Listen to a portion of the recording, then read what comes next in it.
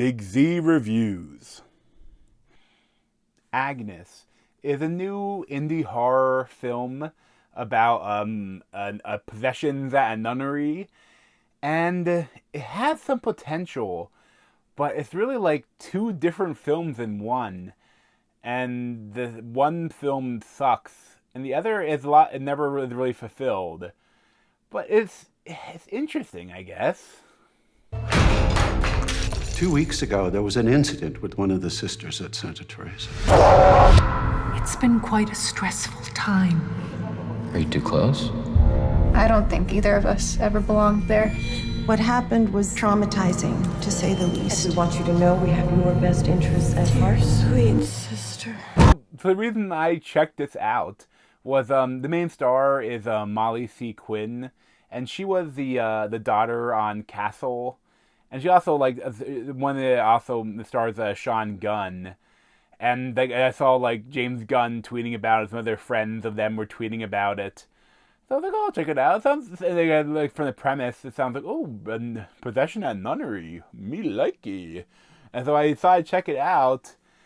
And I kept waiting for a good movie to come. And it hints at it. And then it's like, oh, it does something else.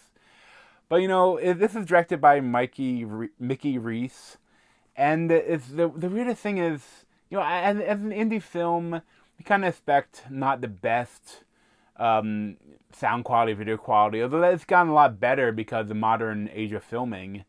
But it's so funny, it's like, right at the start, I'm like, uh-oh, because, like, these two priests are meeting, or one's a priest-to-be, like, priest in training, and they're outside.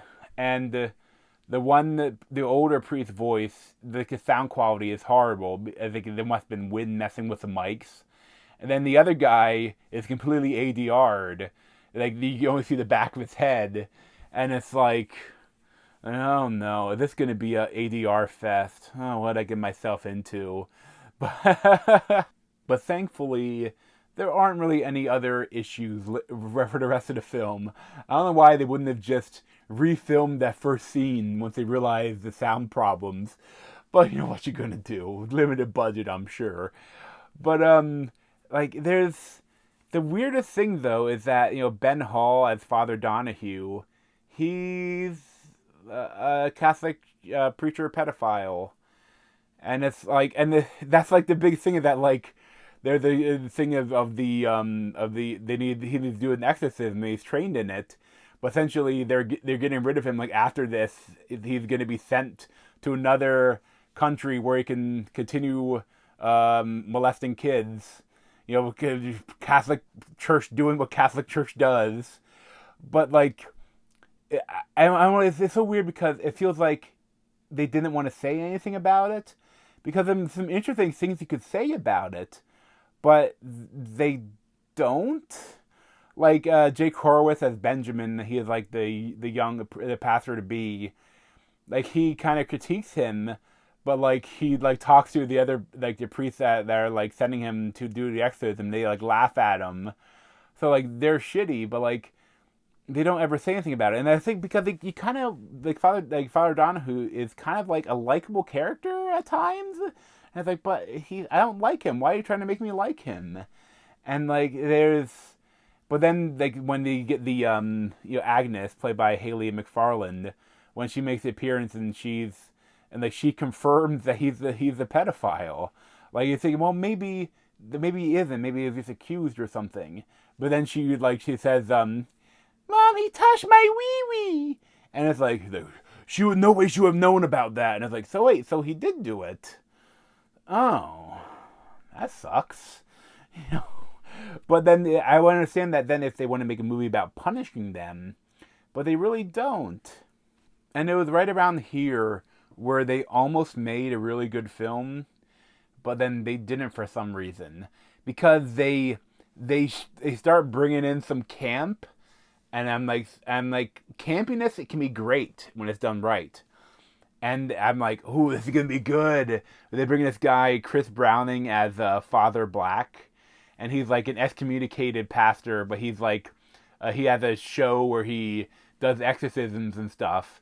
and like they introduce him in the show, like it's really funny too, but like how like he's like saying that he grew up, his sister was possessed, so he knows how to talk to the demons, and it's really weird. And it's funny and weird, and he even has this assistant that's really weird. But then you think they're gonna do it, and then they do weird stuff. He does his version of exorcism, and then I won't spoil it, but stuff happens again. She's a little bitey, let's just say, and then I'm thinking, oh, cool, okay, now we're gonna get more of this, and then it's like, no, we don't. It gets so weird. Like it switches over to Molly C. Quinn as Mary, like living her life outside of the nunnery, and I was so confused. I was like, is this a flashback? Like, are we seeing like what happened before? Like, oh wait, no, she said she used to be a sister. I'm like, oh, okay. So what happened to all the interesting stuff? And then they do stuff with like maybe she's starting to be possessed. And I'm like, okay, that could be interesting. And then they don't follow through with that either. They also commit the worst failure in a horror film, and they be boring. Because this is like straight drama, but then they try to be funny too. Because like Sean Gunn as Paul Sachemo is like, and that a person that a professor that was for Agnes, and he had a relationship with a student who was probably underage at the time, so another douchebag. But then like when they got found out, like he got rid of her, and that's like when she went to be a nun. And like Molly Quinn like goes to see his stand-up act, and they essentially show the whole stand-up act. It's like 10 minutes of a stand-up act, and the weirdest thing is that it's not funny.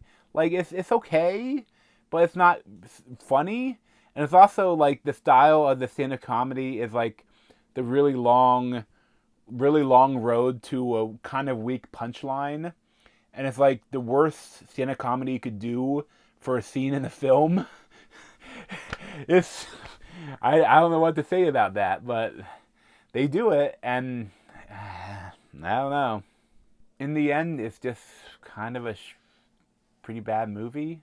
Like no one, like I like bits of it, and it has potential, but it just kind of like, and it stops right when it's getting good, and it's such a mind-baffling thing. It's like, I don't really get it. Like, I don't really get what they're going for. Like, like the movie ends halfway through, and then we have like a 45-minute prologue of Molly C. Quinn trying to figure things out outside of the nunnery, and it's just boring. I mean, I would not recommend this film. I'd probably give it like a 4 out of 10, 3 out of 10, probably 3 out of 10. It's not good. But it's sad. It's almost worse because it showed potential.